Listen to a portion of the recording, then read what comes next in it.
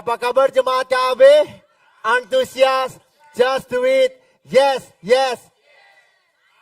Nah, karena tadi worship leadernya udah menambahi mantap gitu ya. Jadi ya sama-sama mantapnya sambil jempolnya diangkat. Mantap. Karena ikut Yesus selalu mantap. Apa kabar jemaat KB?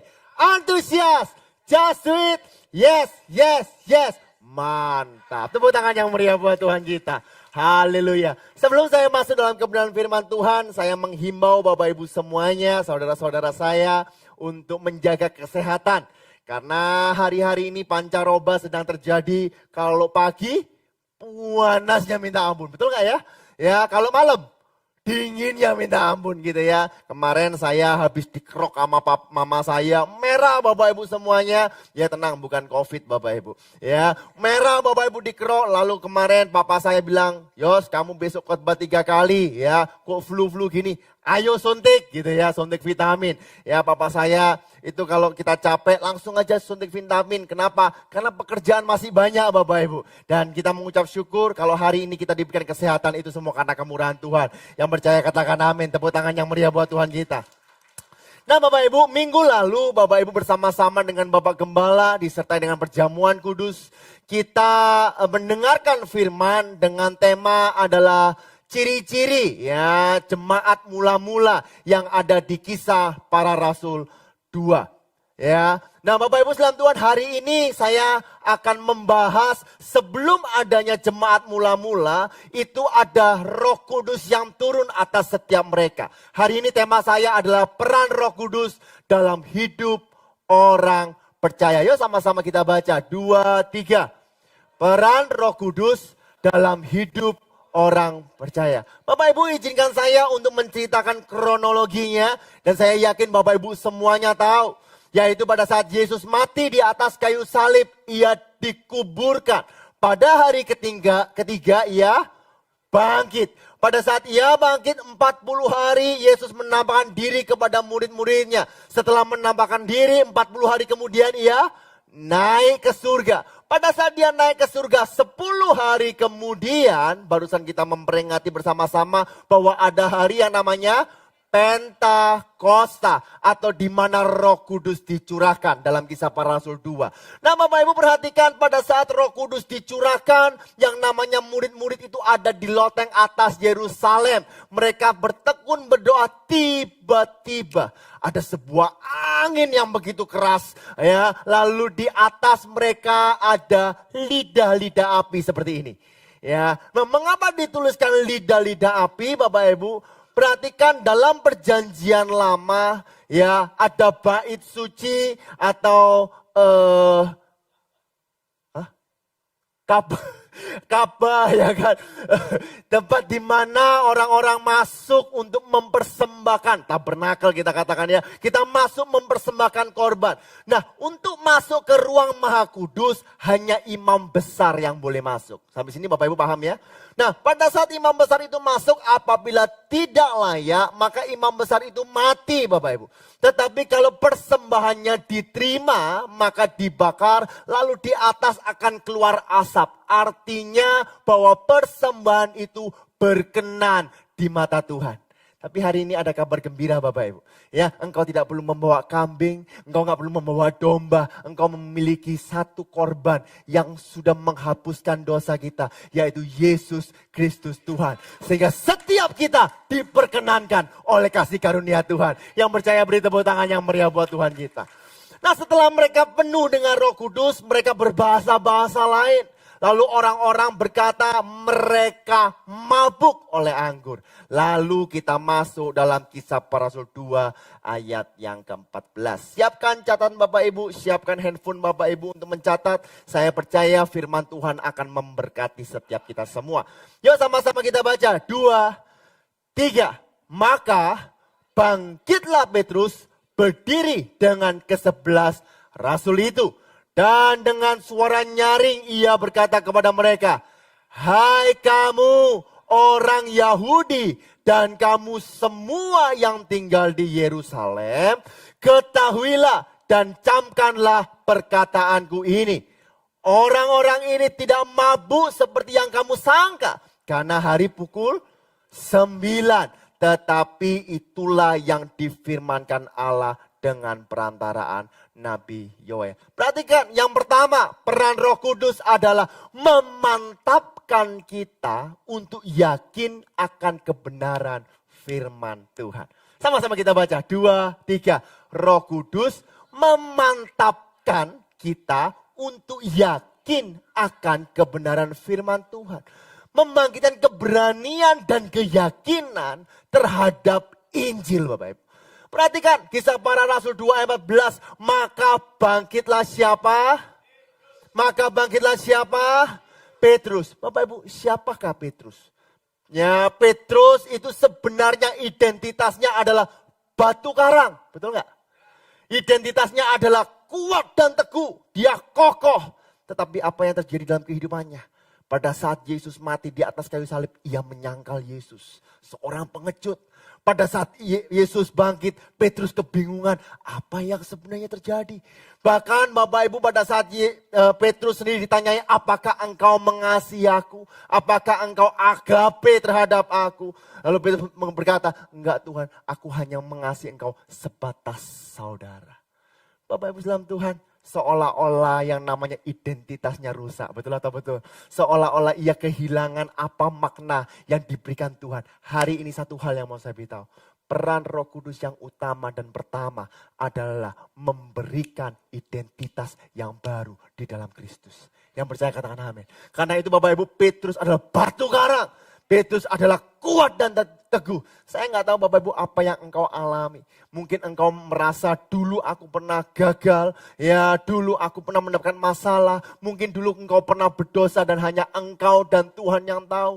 Orang tuamu nggak tahu. Anakmu nggak tahu. Saudaramu nggak tahu. Dan engkau menyimpan. Dan engkau selalu merasa Tuhan aku berdosa, aku berdosa. Bapak Ibu, hari ini ada kabar gembira. Bahwa Tuhan memberikan identitas kepada setiap kita semua. Bukan dipengaruhi oleh keadaan. Tapi identitas itu berasal daripada Sang Pencipta. Yang percaya katakan amin. Tadi pagi dan siang gak keluar, tiba-tiba saya ingin menjelaskan ini. Ini namanya apa?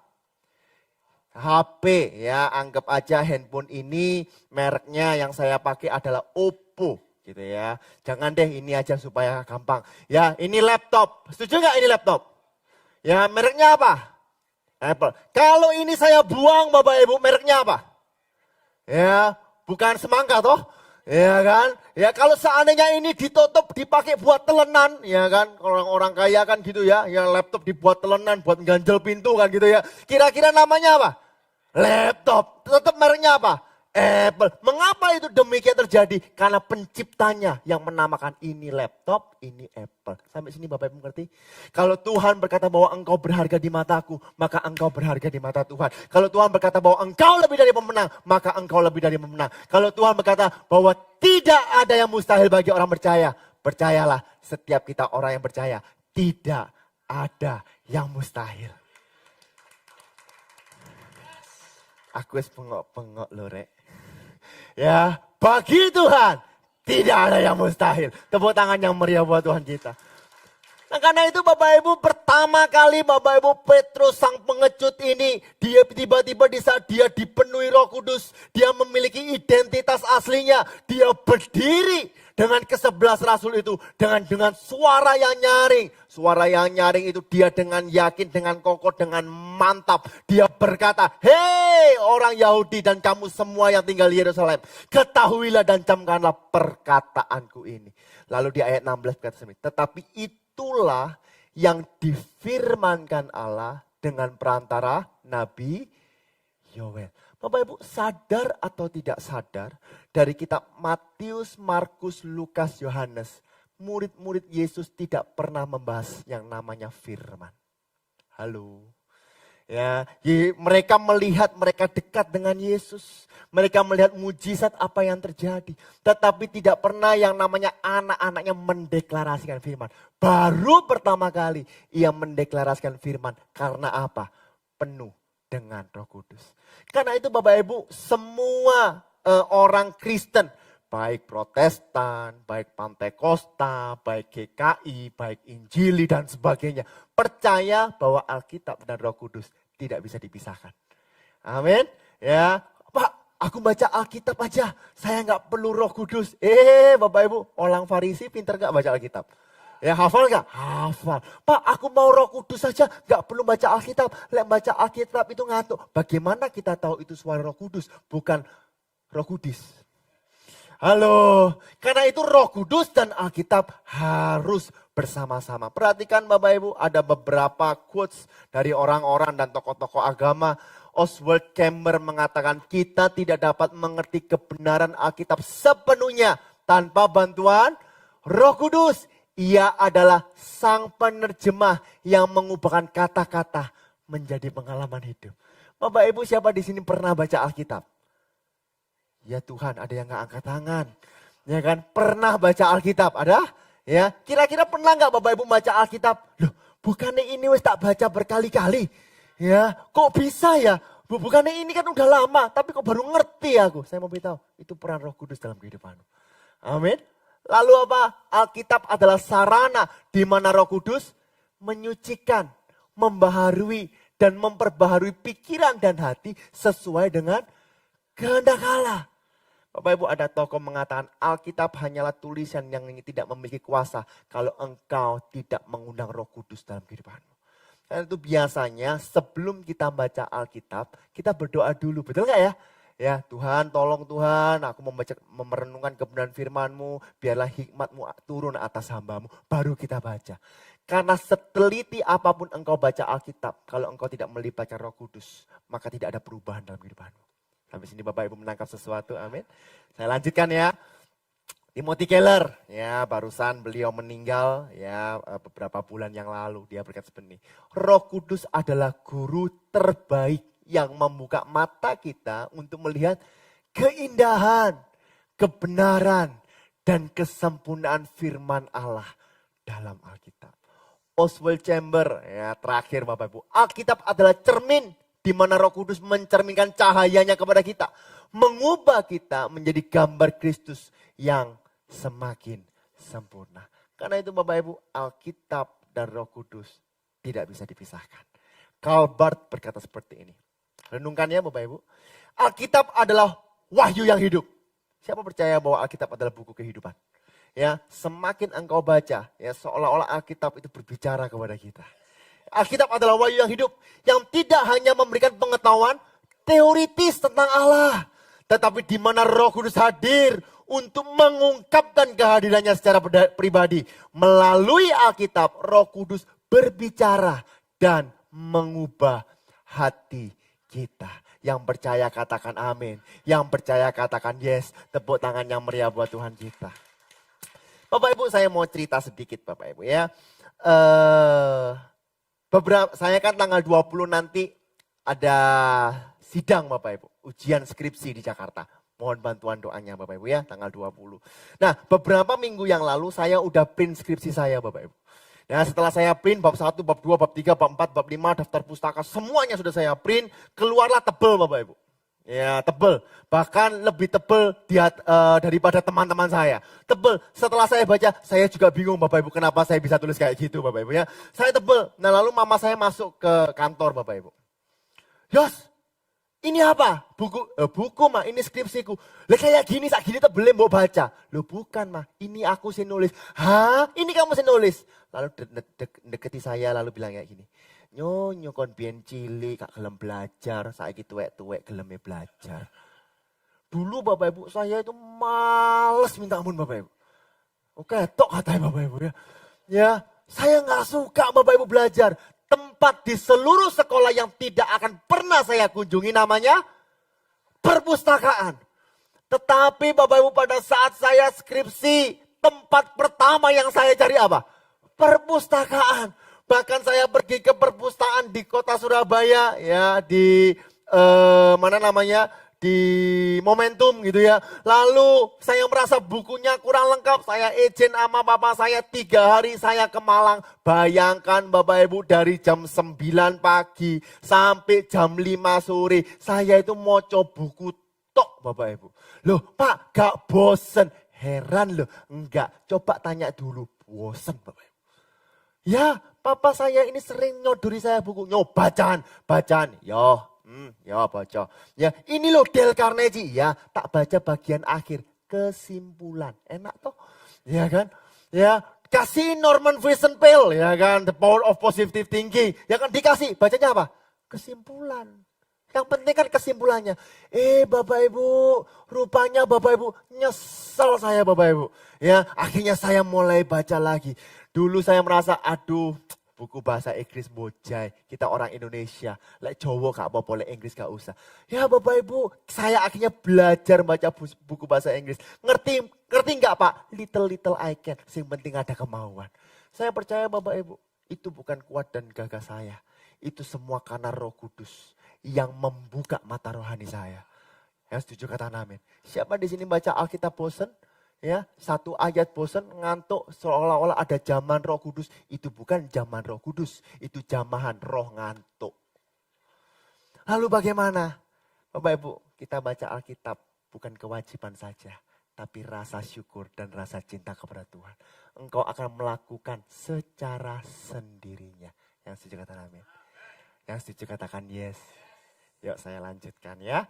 Kisah para Rasul 2 ayat 17 berbicara seperti ini.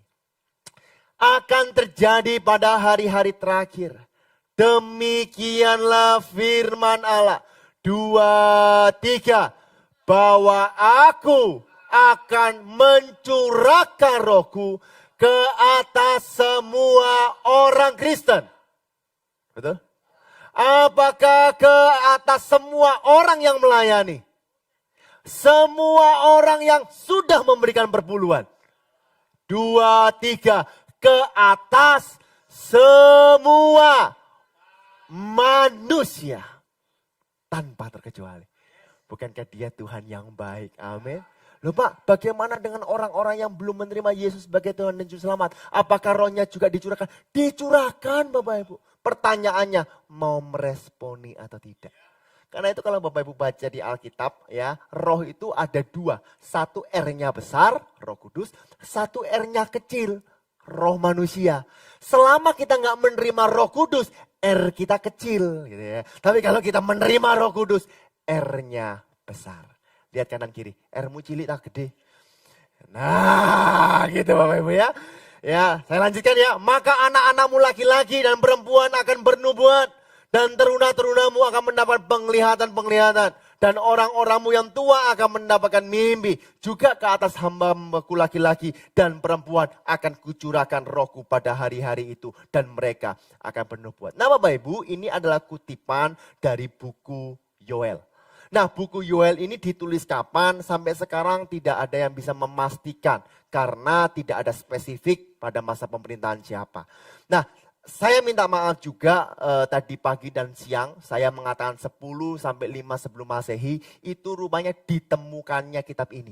Jadi kitab ini kemungkinan ditulis 835 sebelum Masehi sampai 810 sebelum Masehi. Jadi pada saat itu antara masa penjajahan bangsa Israel atau masa pembuangan bangsa Israel. Nah Nabi Yoel ini Bapak Ibu menulis 3 pasal. Tok Bapak Ibu. Ya, nah 3 pasal ini saya bagi menjadi 4 topik. Nah 4 topik ini saya bagi menjadi 2 topik, enak enggak? Ya, oh gampang ya 2, wes gak usah baca kitab Yoel, terus no Bapak Ibu. Ya, nah saya bagi Bapak Ibu ya. Nah kitab Yoel pasal pertama Bapak Ibu ya, itu adalah hari Tuhan di masa lalu. Jadi kalau Bapak Ibu baca pasal kedua dan seterusnya ada belalang-belalang yang menyerang dan sebagainya. Nah pasal 2a yaitu hari Tuhan di masa depan. Nah dari hari Tuhan di masa lalu dan hari Tuhan di masa depan konsepnya cuma 3 ini. Yaitu pemberitahuan akan bencana yang terjadi, kalau di masa lalu adalah belalang, kalau di masa depan adalah kuda-kuda untuk berperang Bapak Ibu. Lalu ada panggilan untuk bertobat. Bertobat toh. Tapi nggak cuma panggilan toh, lain dipanggil toh percuma. Yang perlu adalah tindakan bertobat. Yuk kita baca terlebih dahulu Yoel 2 ayat 13a. 2, 3. Koyakanlah dan jangan pakaianmu. Berbaliklah kepada Tuhan Allahmu sebab ia pengasih dan penyayang. Apa maksudnya koyakanlah hatimu dan janganlah pakaianmu? Artinya terimalah Tuhan dan bertobatlah sungguh-sungguh. Karena bangsa Israel ini Bapak Ibu kalau soro tobat, lek wis enak kumat. Gitu loh Bapak Ibu ya. Jadi pada saat ada diserang, dia terhimpit, capek, jadi tawanan. Tuhan berilah kami belas kasihan. Tapi setelah diberkati berlimpah-limpah, menyembah berhala lagi Bapak Ibu. Makanya bukan pakaian yang dikoyakan, tetapi hati. Sama-sama katakan hati. Nah karena itu Bapak Ibu, kalau Bapak Ibu melihat 3 hal ini, Bapak Ibu sebenarnya sangat relate dengan yang namanya zaman sekarang. Pemberitahuan akan bencana. Bapak Ibu tahu bahwa setiap manusia berdosa dan telah kehilangan kemuliaan Allah. Dan upah dosa ialah maut. Ada sebuah bencana bahwa kita berhadapan dengan maut. Yang setuju kata amin. Karena itu ada panggilan untuk bertobat. Bertobat toh. Terima Yesus sebagai Tuhan dan Juru Selamat. Karena itu Tuhan datang ke dalam dunia. Dia mati untuk setiap kita semua yang percaya kata amin. Tetapi Bapak Ibu tidak hanya itu. Tugas kita, tindakan kita adalah merespon akan anugerah Tuhan. Nah kalau kita sudah merespon Bapak Ibu pertobatan ini, maka yang terjadi pasal 2b, yaitu respon Allah. Dan bagaimana respon Allah akan membentuk hari Tuhan di masa depan. Jadi apa maksudnya Bapak Ibu kalau kita udah merespon? 1, mengalahkan para penyerbu. Dosa sudah dikalahkan. Halo. Dosa sudah dikalahkan. Lalu apa? Pemulihan tanah yang hancur. Manusia jatuh dalam dosa. Itu identitasnya hilang. Gambar Tuhannya hilang Bapak Ibu. Tapi engkau dipulihkan oleh anugerah Tuhan. Bukan hanya itu. Tapi roh Allah akan memenuhi kehidupan setiap kita manusia. Yang percaya katakan amin. Yuk kita baca Yoel 2 ayat 32a. 2, 3. Dan barang siapa yang berseru kepada nama Tuhan akan diselamatkan. Sebab di Gunung Sion dan di Yerusalem akan ada keselamatan. Tepuk tangan yang meriah buat Tuhan kita. Untuk meneguhkan sama-sama kita baca 2 Timotius 3 ayat yang ke-16. Ya, 2, 3. Segala tulisan yang diilhamkan Allah memang bermanfaat untuk mengajar, untuk menyatakan kesalahan, untuk memperbaiki kelakuan, dan untuk mendidik orang dalam kebenaran. Ini peran Alkitab Bapak Ibu. Lalu bagaimana dengan peran Roh Kudus? Perhatikan, segala tulisan yang diilhamkan Allah, perhatikan baik-baik ya Bapak Ibu. Ya, memang bermanfaat supaya kita mau diajar. Itulah peran Roh Kudus. Halo, untuk menyatakan kesalahan kita. Untuk supaya kita mau diperbaiki kelakuannya. Dan mau mendidik kita dalam kebenaran. Itulah peran Roh Kudus. Saya ada cerita Bapak Ibu ya. Ya, istri saya sekarang luar biasa Bapak Ibu. Jam terbangnya lebih tinggi daripada saya. Ya, istri saya sekarang setiap hari khotbah Bapak Ibu.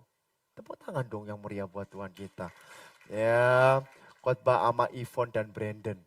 Ya, anak saya Bapak Ibu. Ya, kalau dulu kita cuman baca Alkitab, ya baca bla bla bla bla bla. Sekarang istri saya enggak, 1 ayat dikhotbahkan Bapak Ibu. Ya, dikhotbahkan lagi. Wah, luar biasa Bapak Ibu. Dan singkat cerita Bapak Ibu, anak saya Yvonne itu di belakang habis tamborin dia Bapak Ibu. Ya, dia disuruh menghafalkan kitab ini, 2 Timotius 3 ayat 16. Ya, dia datang ke saya, "Dad, ngapain sih Dad ngafalin Dad?" Ya, bukankah ini sudah ada di Alkitab? Kan dibaca bisa, buat apa dihafalin? Kan gitu. Betul gak ya? Ya, lalu kemarin Bapak Ibu ya duduk di sebelah saya Bapak Ibu. Saya panggil, "Sini Fon, tak pangku Bapak Ibu." Sak ngono gede ini tak pangku Bapak Ibu. Ya, sebelah saya ada Bu Seni. Kok ya tepak? Ya, kok ya pas? Papa saya baca 2 Timotius 3 ayat 16.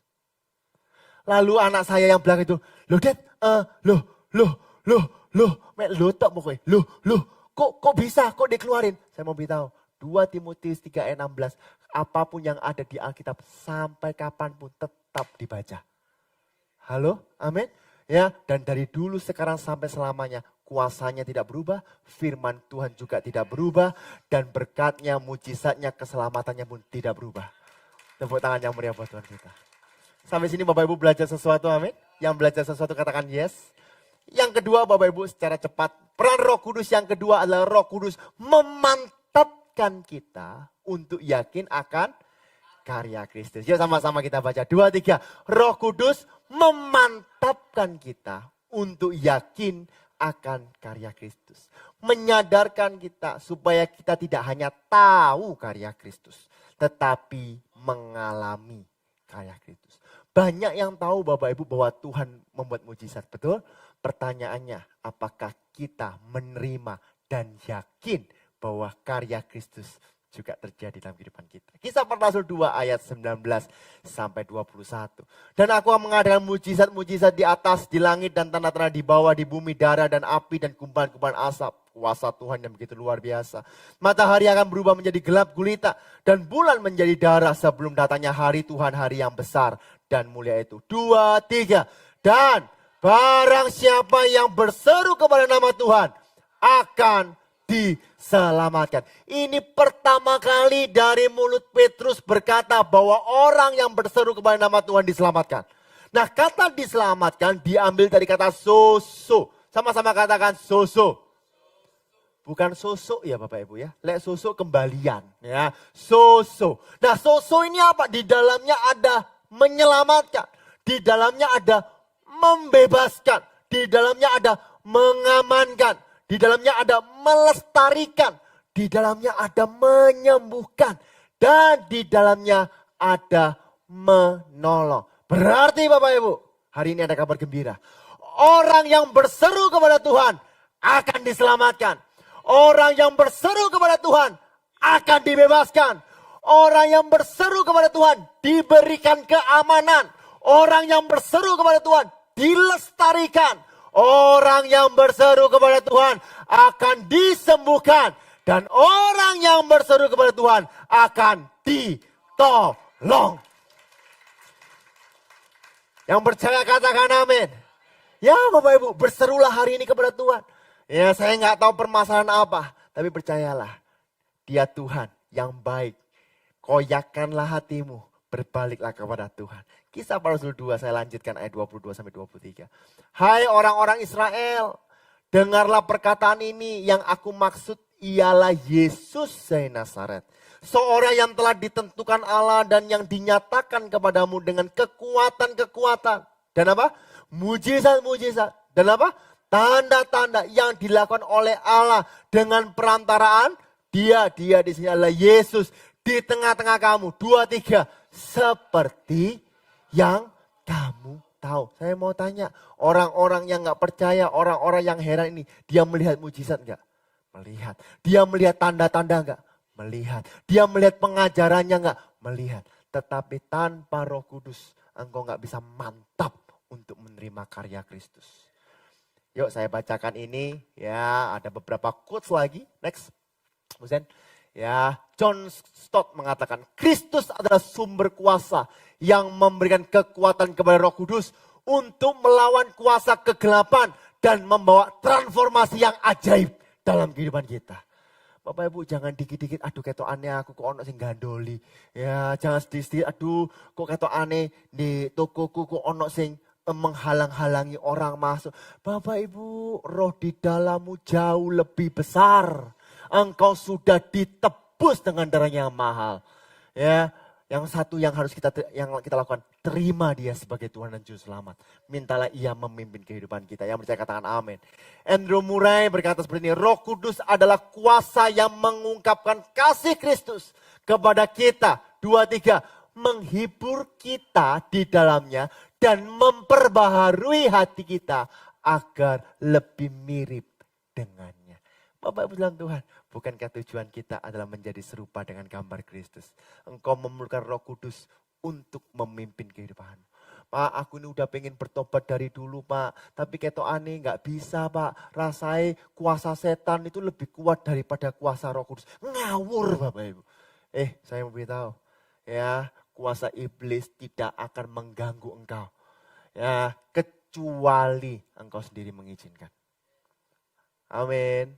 Ya, waduh karena waktu. Ya, lain kali deh. Tadi saya itu ngelihat Bapak Ibu, komedian lucu Bapak Ibu. Ya, film horor itu kadang gak masuk akal.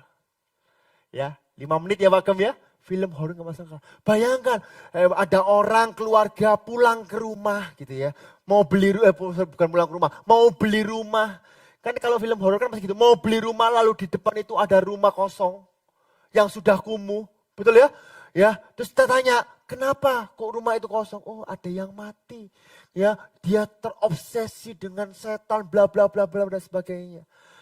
Gitu loh Bapak Ibu. Oke, coba yuk kita masuk. Jelas-jelas itu rumah kosong. Dimasuki. Kan kalau film horor kayak gitu kan. Habis itu dibuka nggak pintunya? Cekrek. Terus bilang apa? Halo, jelas-jelas rumah kosong. Sing gendeng sopo? Ya toh? Halo, hello, anybody home? Jelas-jelas rumah kosong. Enggak, ini hanya joke Bapak Ibu. Ya, kadang itu kita suka cari-cari masalah Bapak Ibu. Halo, Bapak Ibu percayalah di saat engkau berharap kepada Tuhan. Ya, kuasa anugerah Tuhan membebaskan kita. Tepuk tangan yang meriah buat Tuhan kita. Manusia tidak bisa mengaku Kristus adalah Tuhan tanpa adanya Roh Kudus. Dan manusia tidak akan mengenal Roh Kudus tanpa mengaku bahwa Kristus adalah Tuhan. Yang percaya katakan amin.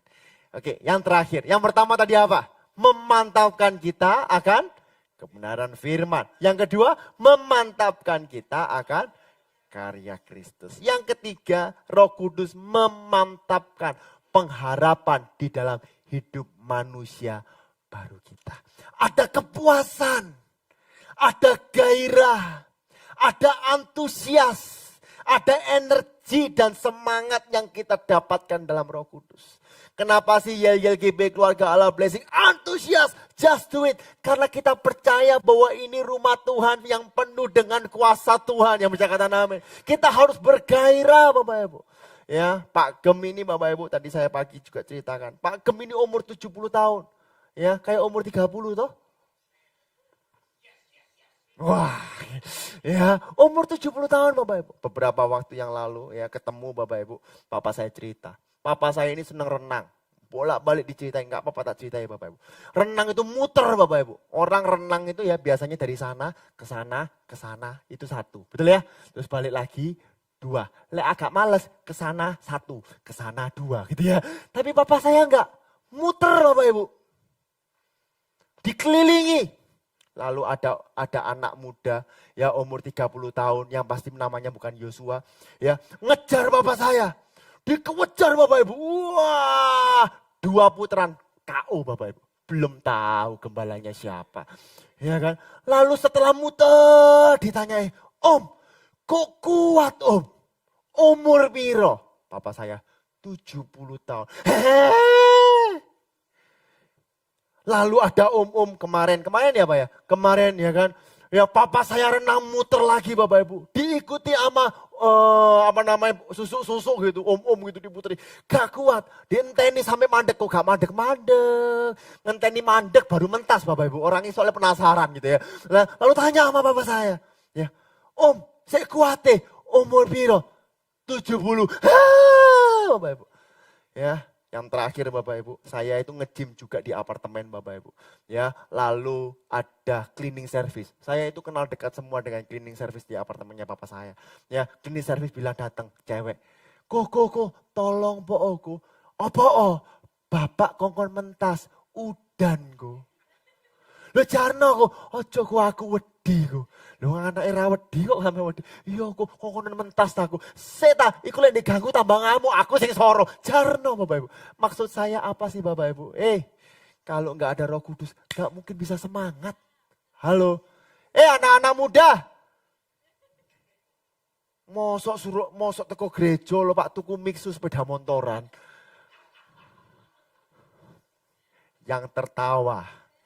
Nah, ada tahu saya Bapak Ibu yang tertawa gitu ya.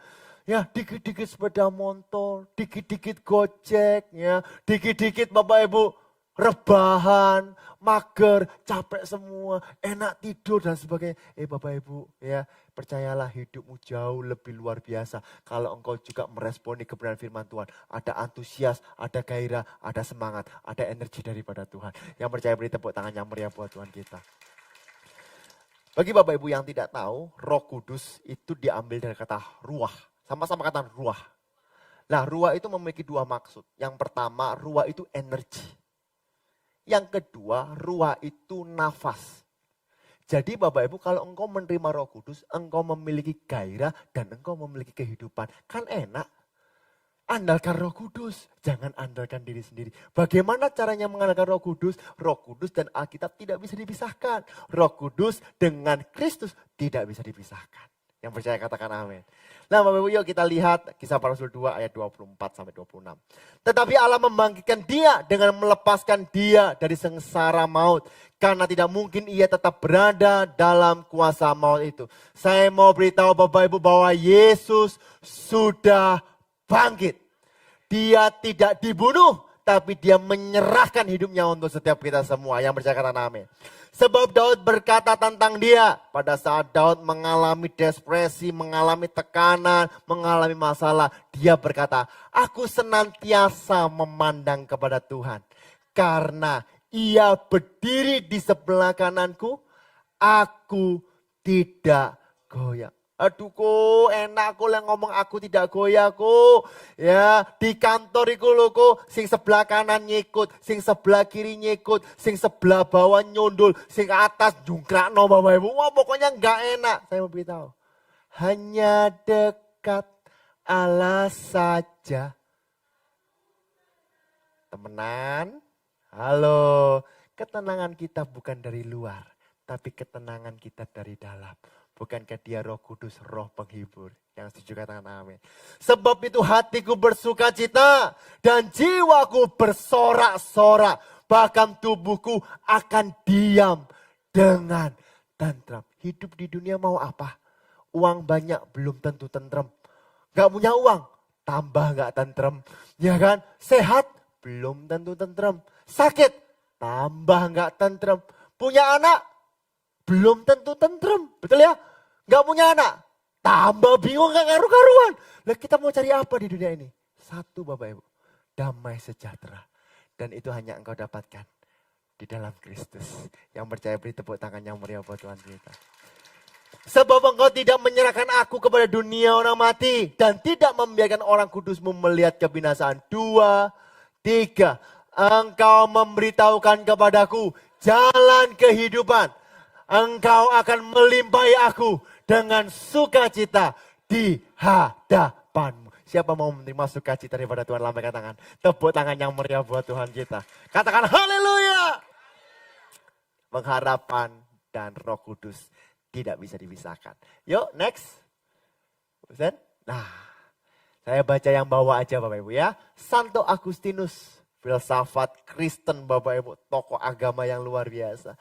Dia berkata, pengharapan sejati hanya dapat ditemukan dalam hubungan yang hidup dengan Roh Kudus. Ia memperkuat iman kita, memberi kedamaian yang melebihi pemahaman manusia, dan mengarahkan hati kita kepada Allah. Bedmore berkata seperti ini.